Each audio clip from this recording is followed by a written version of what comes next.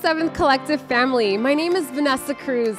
I'm excited to be in this conversation with you. Today, we are going to listen to 3 people in our Revive community. We're going to learn from them on how they pivoted with purpose, on how their perspective has shifted in the midst of this crazy year. And I know we are still going through it. So we want to hear from you in the chat. Let us know how you are doing in this season, and let's learn together.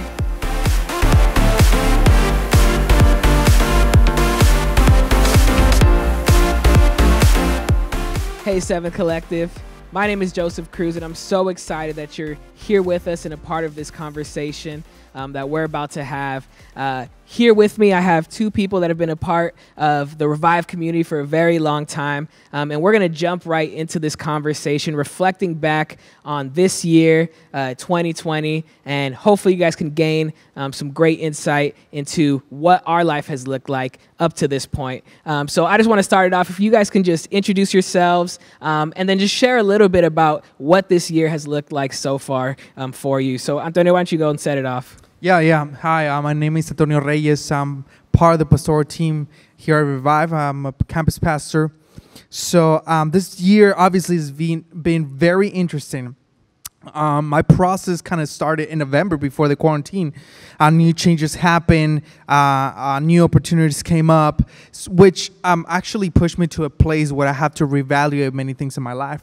Then quarantine hits, and it was very hard because I was coming so fast for 2 years working in our church planning at that time for 2 years, going, that I never paused. I never stopped taking the time for myself and my marriage and so on. Then when quarantine hit, it hit me hard because I had to slow down. I can imagine. Which means I had to sit down with my own feelings, my own thoughts, which is uncomfortable many times.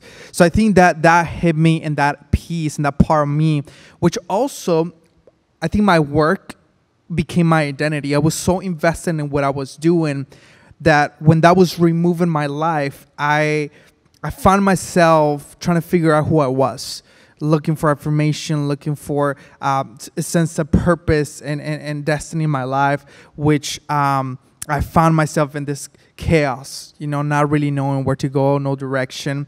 So that was kind of like the beginning of my process in this pandemic. Yeah. Wow. Thanks for sharing. Sure. My name is Tyrone Collins. I'm a current undergraduate student. I'm 19 years old.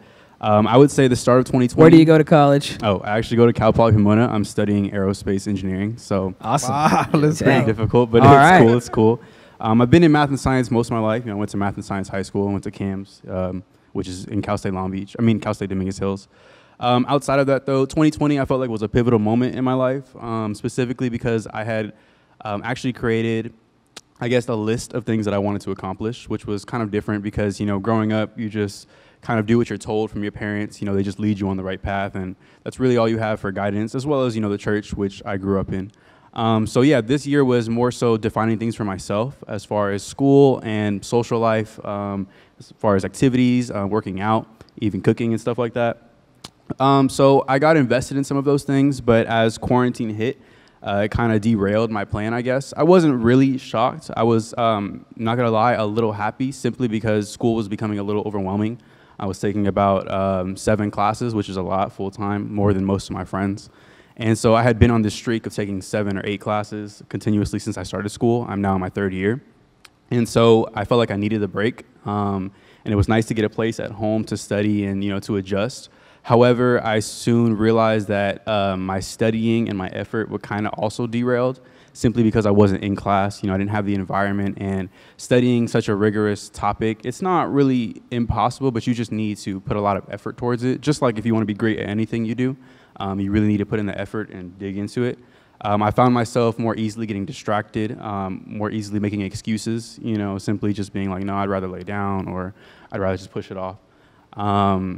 But yeah, definitely 2020 has been a series of changes, getting in and out of that motivation and whatnot. But sounds good. Yeah, so you had a lot of ups and had some downs. Exactly. I think you made some really good points with the feeling of being derailed. I think we can all kind of attest to that. My name is Joseph Cruz, and I'm a part of the teaching team here at Revive.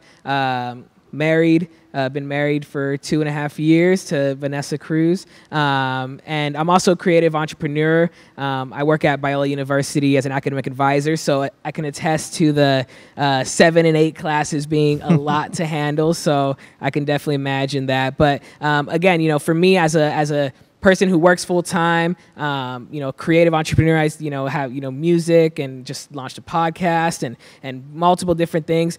This year for me started off, honestly, it started off very normal, as expected. Right. Everything was going, you know, nothing was unpredictable. It was all, you know, going according to plan, right? But yeah, once you know, COVID-19 quarantine hit, man, I for me the word that sums it up was unproductive. You know, I can relate to you, Tyrone, saying that you had these plans, these things, these goals, these, you know, you started doing new things and finding yourself in all these areas. For me, man, I started with a list of goals that I wanted to accomplish for myself, personally, professionally. And man, when having to go from working full time, going full speed, to stopping, now working from home, can't go out, can't go, you know, for me, go to the studio and work on music, can't do all of these things that I set out to do. Man, I felt unproductive. I felt unmotivated. I felt like I was falling behind. I was really struggling with, I felt like I was losing time. Like for me, that's always been a big thing, like losing out on trying to get ahead and accomplish the things that I wanted to. So that was definitely where I was at for a while, just trying to navigate through this obviously difficult season. So as we kind of shift into thinking about, you know, our church right now is on a series titled Choose Joy. Yes. And Pastor Josh has been sharing some awesome, incredible points in the midst of that. So my question is, how have you guys, you know, sharing some of the struggles that you have been through, some of the things that you've been wrestling with, how have you been able to choose joy daily? What does that look like for you? If you can share some thoughts on that. Yeah, that's a great question, because I think, at least for myself, because I was running so fast and doing so many things in my own life, that I kind of forgot for a minute what made me happy, what brought joy in my life, what brought fulfillment in my own life without what I was doing, that I had to reevaluate my life in this season. What do I want to do? And like like what we're talking about, you know, we couldn't go outside. So to me, atmospheres and new places will bring joy to my life. So I had to figure it out, what that meant in my life now, which I think it was a great thing that happened, because it helped me figure it out, what brings joy in my life. To me, I think spending more time with my wife was a big thing. That was one of the big pieces that I feel like that brought so much joy. We find a different level of love that brought a lot of joy. Also, the possibility of actually dreaming about new things, which at the beginning didn't happen. That I'm still in the work, you know, trying to like tap into new aspects of who I am. And I think that brought a lot of joy in my life, and the possibility of actually, you know, spending more time with my family, my mother, my cousins, other family members. I think that helped me a lot through this process, which I think outside from what I was doing before, that kind of like replenished me a lot more. Yeah, that's great. So you got to actually invest in some relationships that maybe you weren't able to before. Yeah, because the reality is that this pandemic made us like work out some muscles in our life that we didn't work before, right? Yeah. In the spiritual aspect, in the I don't know, psychology way that we see things, right? There's certain aspects of our life that we never worked out before. So now that's what it pushes to. Awesome. How about you, Tyrone? Well, choosing joy, I think that's pretty much like an everyday choice. I would say growing up, it was an active choice just because I grew up alone most of the time. I definitely had family and friends always around, but I was the oldest in my family, so not too many kids around, usually just following instruction from older people. But yeah, just staying in school, pretty much staying busy. You don't really understand what joy is as a kid, but now I'm 19, you know, I'm going to college, so things look a little bit different, starting to enter real life. I do have a girlfriend. At the time that the pandemic hit, we had hit about a little over 6 months, 7 months. So, you know, in that moment in my life, I guess that was a decent chunk of my joy. During this quarantine, I learned to mitigate and, you know, kind of organize my feelings and emotions and whatnot. But outside of that, you know, school is very stressful too. It's easy to lose joy in those moments, as well as, you know, I think what it really was for me was just defining certain spaces for myself, whether that be, you know, when I'm doing something, I'd be much more intentional about it. So when I'm with my girlfriend, you know, I would sit there and actually really try to be part of the conversation, be one with her, listen to what she's saying, as well as respond as cool as possible. Outside of that, as well as learn patience with my family, you know, that's pretty much who I've been with, my brother as well as my parents. That's a big one. Yeah, it's pretty difficult, you know, also learning some pretty crazy stuff in school, learning to keep a level head, you know, I'm doing crazy calculus in one room and then all of a sudden going out having to cook one night of the week, constantly cleaning and whatnot. So like I said, it's easy to lose joy, but I think what it was just learning to live in the moment and just kind of analyze, you know, what tasks I'm doing, what things I might have to overcome and grow, and then just taking joy in completing something. That's really good, man. It sounds like you really were intentional about being present with the people that you love. Creating margin for yourself was kind of a big thing as well, kind of, you know, when you're prioritizing the things that you need to get done. That's really good, man. Really good to hear. For me, you know, I think one of the things about choosing joy is that, you know, we all experience this shift, right? And for me, I'm really big on routine. Like I need, and when I'm in a good routine for myself, I could see where I thrive.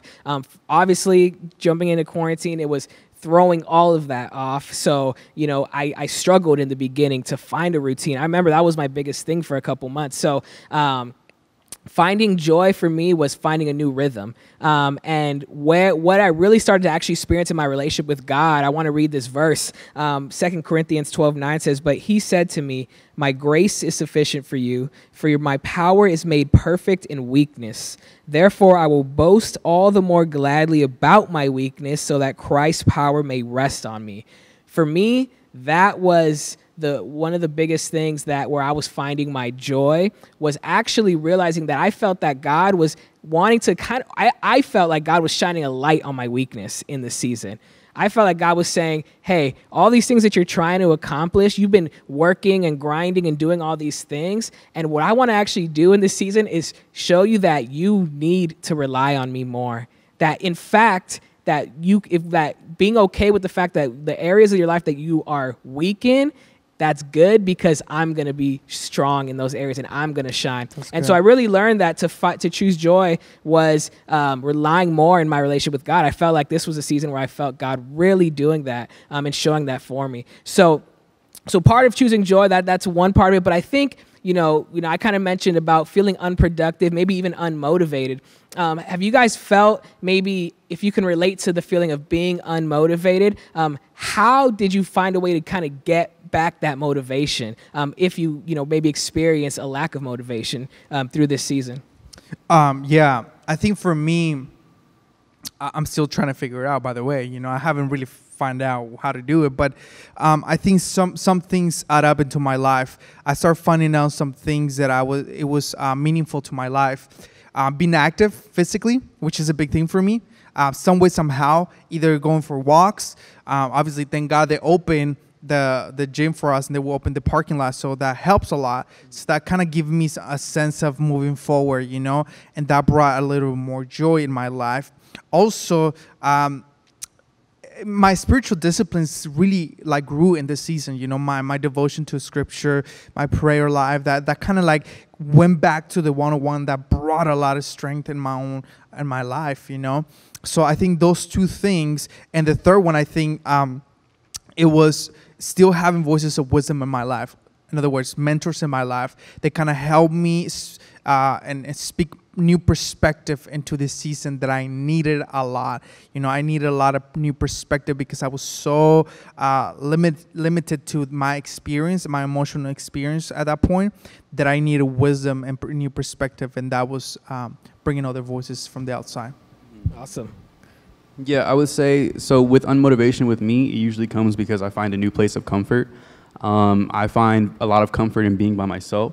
I guess prior to COVID-19 and prior to 2020, I had been taking a lot of classes, as I mentioned earlier. I was also working part-time, and I had a commute to school about 40 minutes one way. So, you know, my day was pretty much packed. Outside of that, I had some friends that I would see here and there, as well as my relationship that I would have with God, which takes time, as well as my relationship with my girlfriend. So though, and as well as staying with my family, that also consumes your time. So I felt like I was always on a go, go, go type of vibe. You know, moving from school, doing homework, going back home, you know, making sure I eat, making sure I go to work and, you know, I'm on time, being very present in the moment. So every time I'm in the moment, I'm always thinking about the next thing I have to do. So for me, you know, motivation was never really a problem. It was just a matter of, you know, getting things done, because, you know, if you miss the mark, it just, you face the consequence. Whereas I found a lot of comfort in 2020 amidst the pandemic, specifically because of quarantine. You know, a lot of those things started to slow down. Eventually I stopped having to go to class in person. So I could wake up later, you know, I could sit around a little bit more. Eventually I stopped working. And so I just found a lot of comfort in just sitting there. And, you know, unmotivation starts to take over, because you just start to feel like, well, I can take another 5 minutes, you know, that starts to build up. I think only recently I found a level of motivation that I was able to, I guess, acquire, is because for the first time in my life, I had actually not done so well last semester. You know, I failed a few classes, and this is the first time in my life that I've ever failed classes. So I kind of took it a certain way. I didn't really look at it as I was a failure, but, you know, clearly what I was doing wasn't right, and wasn't really effective for my goals and whatnot. So I learned to take maybe a little bit less classes this semester, but also, like I said earlier, be a little bit more intentional. As far as my classes. So now, you know, I'm setting time aside to actually study for these things, kind of get back into the rhythm I had when I was in high school and before, because I was a really diligent student back then. But, you know, college kind of changes your life. Yeah, you got the social aspect. Exactly, and yes. Yep, so, totally. you know, all new challenges and whatnot. But, yeah, learning that and kind of, you know, going at a slower pace, and like I said earlier, I guess just being more intentional, it allows you to develop, I guess, another form of appreciation for the things that you have. You know, I learned to appreciate the opportunities that I have, even be grateful, you know, because I used to go out a lot, you know, be with friends, by myself, you know, to the beach, to the mall, whatever. But, you know, you don't really have those privileges anymore. And so you never really know how quick something can be taken away from you. So I guess, you know, me feeling fortunate that God put me in a position that I'm still allowed to study, that I don't necessarily need my job, you know, that I still have my girlfriend, that I can still communicate with friends, still have my family members at home alive, you know, and well. I think learning that those things are things to be appreciative of, and as well as realizing that others don't even have that before COVID-19, before all of these things, you know, it really allows me to develop a level of respect for myself as well as others, and the things that we're all trying to work towards in this time. So, you know, I'm definitely not saying that all of a sudden I'm on a high pedestal where, you know, I can work like crazy, but I'm just kind of in the mode where I'm like, okay, if I'm not really feeling something, I'm not going to force myself to work towards it, you know. But now I feel myself, you know, feeling a fire or a passion to actually want to be good at something, so that causes me to be motivated. Yeah, that's awesome, man. Yeah, I mean, you're in this place of figuring it out, and you feel like you're gaining some traction, and that's really good. For me, I kind of mentioned earlier, you know, I started this year out actually having specific goals that I was looking to accomplish, and the way that I've actually been able to feel more of a sense of motivation is actually refocusing back on those goals. You know, I had specific fitness goals that I wanted to reach this year. I had specific goals, you know, in my creative ventures, trying to create, you know, a certain, you know, number of production, you know, producing a certain amount of music and things like that.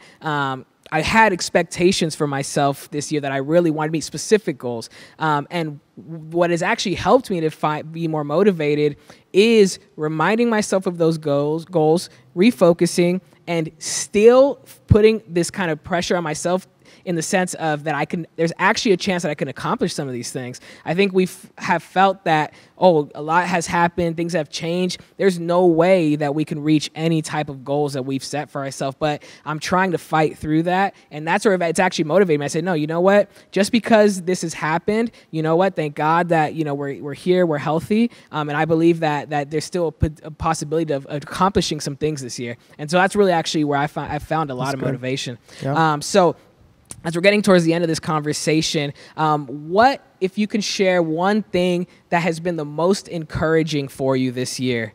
If there's one thing that stands out to you. Yeah, for me, because of my experience and where I was at in my season, I think this is one of the biggest things that I learned for myself. And I'm just going to refer to a story, the moment of the Bible. It's found in Matthew chapter 3, verse 17. And is when Jesus is baptized, and the Father speaks over his life, and he says, then suddenly the voice of the Father shout from the sky, saying, "This is the Son I love, and my greatest delight is in him." Before he even accomplish anything, before he even did a miracle, before he even went to the cross, he was love and he was a son of God. And I think in this season of my life, something that I learned is that I'm complete. I'm not lacking anything, not because I'm not being productive or because I'm not doing anything. That means that God loves me less. And I think to me, that is something that I had to learn through this pandemic, that I'm loved, that I'm known, that I'm complete, that I don't lack anything, and that who I am, God still delights in where I'm at in my life. So that's been something. And that kind of relates back to what you initially mentioned about the identity, right? The struggling with everything. So that's really good, man. Thanks for sharing that. Yeah, so I would say what's encouraging for me was, I guess one thing that's been constant through my life has been prayer. So, learning to pray through the hard times and whatnot, just constantly keeping that connection with God, because it's very easy to lose, and especially at a time like this, God knows what anybody's going through right now. And so it really is easy to, like I said, either find a level of comfort and just kind of sit down and just wait for things to pass, or not really adjust and just kind of give up in a sense. And, I guess for me, things have definitely not been easy all the way through. All of us have gone through many, many changes and are still going through changes, and there's going to be more down the road. But it's been trying to stay consistent with that prayer, really just talking to him, not in any specific way, but just really being open. Of course, he knows everything about my life, but to sit there and talk and to ask, God, please give me the understanding over this problem. Not really the solution. I would love the solution, but I'd really like to understand maybe why I'm going through this, how it affects others, how is it affecting me, maybe what I'm going to grow, how I'm going to grow from it and whatnot. So just learning that, understanding that you go through something for a reason, and then God will never let you go through something, first of all, by yourself, but as well as something that you can't overcome. So me just really sitting down and understanding that, okay, this problem has been bigger than any other problem that I faced before, just like every big problem. And you're just sitting there like, how am I going to get through this? You can sit there and sulk and just be like, wow, this is terrible, and cry and whatnot, which is, what I do. I'm very sensitive. But at the end of the day, I'm a person that likes to solve a lot of problems. It's what I do with a lot of math and stuff like that. So I try to apply that in my life. But I guess what's encouraging is that I know that with God, I'll be able to get through it. And so just kind of keeping that level of, like I said, prayer and connection just makes me feel at the very least that I'm not alone. And at the very least, like, I know I'm going my own pace. So I'm not really too pressed about, getting over something immediately, because I know right when I get over one thing, something else is coming my way. Totally. So yes. learning to, just roll with the punches and slowly go at my own pace. But yeah, just realizing that life is much more than the ups and downs that we have right now. Even having the opportunity to be on this podcast and whatnot, or this video, but it's just crazy, just realizing that new opportunities are still out there and whatnot. And to really, I guess for myself, just be grateful that I'm waking up at the end of the day. That's a blessing in itself. And it's very easy to lose that, wake up immediately thinking, I have a million things to do, and then getting mad that you missed something or didn't do something as well as you planned to. It's just encouraging to feel like I still have the chance to, make a difference in my life and others' lives every day that I wake up. Awesome. Yeah, when I think about what's been the most encouraging for me, honestly, I think it's been friendships. It's funny because in the beginning of quarantine, something that kind of came out of nowhere was being able to still connect. You've mentioned connection, being able to still connect with friends, and even if we had to do it remotely. So for some of us, we developed like this online video game like community of people that we get to like still talk, still engage, and we just found a way to stay connected. And the other way was, I know Antonio and I launched a podcast over this summer, and that to me, was really this idea of collaboration. And again, I talked about trying to accomplish some goals. Some goals are only going to be accomplished through collaboration. I would have never started that. We would have never started this podcast if you didn't mention it, if you didn't start the idea, and I would have never done it on my own. But the fact that we could do it together, and the fact that we could find something that not only brings joy to our life, but hopefully is a blessing to other people, man, that was something that was really an encouragement for me, to be able to still connect, to be able to still still create and feel like I can accomplish some of the goals that I had in the beginning of this year.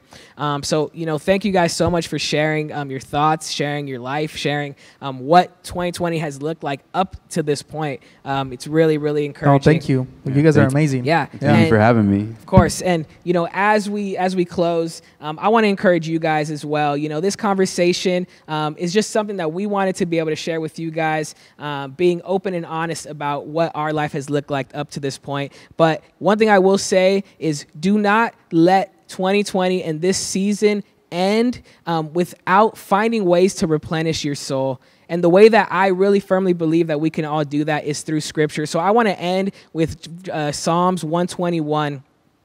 And it says this: I look up to the mountains. Does my help come from there? My help comes from the Lord who made heaven and earth. The Lord himself watches over you. The Lord stands beside you as your protective shade. The Lord keeps watch over you as you come and go, both now and forever. God bless you, Seventh Collective, and make sure to check out this final word from Vanessa. Wow, what a great conversation. I love hearing from other people's experiences because it reminds me that I'm not alone. And it reminds me that I can learn from other people and see how they are pivoting and how they are refreshing themselves and how they are choosing joy in the midst of this season. And so again, this more than ever, we do not do life alone. We are so much better together. And so life groups is key for this. We want to connect you into community if you have not already. So let us know in the chat. Let us know how you want to connect to us, or email us at connect@life@revive.com, and we will be sure to connect you to a life group. And again, I know that you also have been learning in the season, and so please let us know in the chat right now, what have you been doing to continue to choose joy? What have you been doing to pivot with purpose? What have you been doing to shift your perspective in this year? We love you, Seventh Collective, and we can't wait to see you next month.